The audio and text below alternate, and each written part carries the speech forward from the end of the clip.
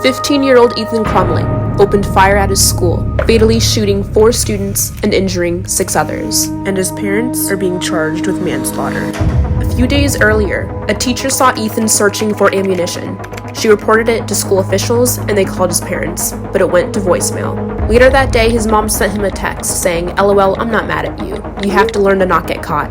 On Black Friday, Ethan and his dad bought a gun. A few days earlier, Ethan commented on this video saying, "This is the gun I'm going to use," with a smiley face. His mom, Jennifer, posted on her Instagram a photo of the gun, saying, "Mom and Son Day, testing out his new Christmas present." Then Ethan changed his Instagram bio to, "Now I am become death, the destroyer of worlds. See you tomorrow, Oxford." On the day of the shooting, a teacher finds an alarming note that Ethan had written. A drawing of a semi-automatic handgun pointing at the words, quote, "The thoughts won't stop, help me." In another section of the note was a drawing of a bullet with the following words above that bullet, quote, "Blood everywhere." Between the drawing of the gun and the bullet is a drawing of a person who appears to have been shot twice and bleeding.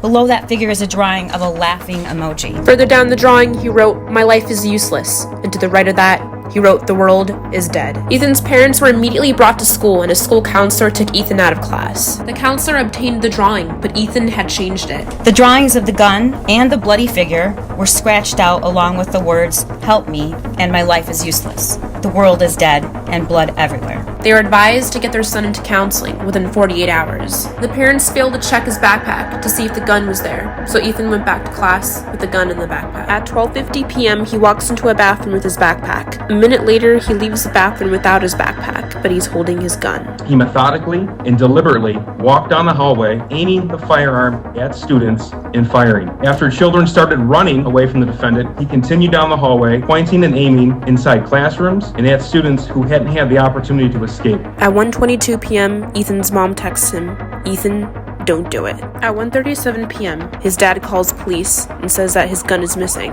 and he thinks the shooter is his son. Shortly after, Ethan surrenders. He shot a total of 30 bullets and had 18 left.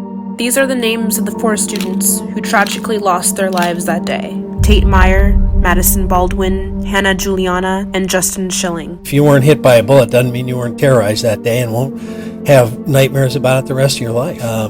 Going through that building in the wee hours of this morning, looking at the disarray in the classrooms and the backpacks strewn across the floor, that had to have been an absolutely terrorizing moment in anyone's life.